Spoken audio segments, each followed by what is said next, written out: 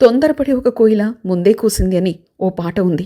ఇప్పుడు జగన్మోహన్ రెడ్డి పరిస్థితి కూడా అలాగే అనిపిస్తుంది. ఎన్నికలయ్యి 8 నెలలు కూడా కాలేదు. కూటమి ప్రభుత్వం అధికారంలోకి వచ్చి ఏడాది కూడా పూర్తి కాలేదు. వెంటనే నిరసన కార్యక్రమాలకు ప్రజాక్షేత్రంలోకి వచ్చేద్దామని డిసైడ్ అయిపోయారు జగన్మోహన్ రెడ్డి.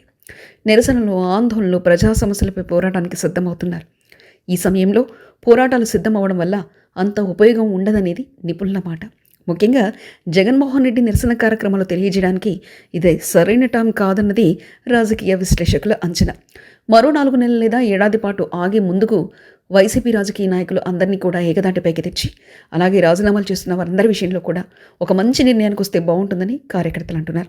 ప్రస్తుతం నిరసన కార్యక్రమాల కన్నా, ప్రజా సమస్యలపై పోరాటాల కన్నా పార్టీని నిలబెట్టుకోవాలని, పటిష్టం చేయడానికి పూనుకోవాలని కొందరు వైసీపీ నేతలు సూచనలు చేస్తున్నారట. తెలుగు రాష్ట్రాల్లో వైఎస్ జగన్మోహన్ రెడ్డికి భారీ ఫాలోయింగ్ ఉన్న మాస్ లీడర్, రాజన్న బిడ్డగా, అంతకుమించి జనం వచ్చిన జననేతగా జగన్ కంటూ ఓ గుర్తింపు ఉంది. ఇది ఎవరైనా అంగీకరించాల్సిన విషయం. అలాగే అవసరాలకు అనుగుణంగా రాజకీయాలు చేయడం వైఎస్ జగన్మోహన్ రెడ్డికి చేతక. అధికారంలో ఉన్నా లేకున్నా ఏ రకంగా చూసినా ఆయన జనం మనిషి. వాళ్ళు ఇబ్బందుల్లో ఉన్నారంటే చాలు ఆయన చలించిపోతారు. జనాల కోసం ఎంత దూరమైనా వెళ్తారు. ఆ క్రమంలో ఎవరిని రకాలుగా నిందించినా, ట్రోల్ చేసినా ఆయన అడుగులు ఆగిపోవు. ప్రజల సమస్యకు సత్వర పరిష్కారం కావాలన్నదే వైఎస్ జగన్ అభిమతం.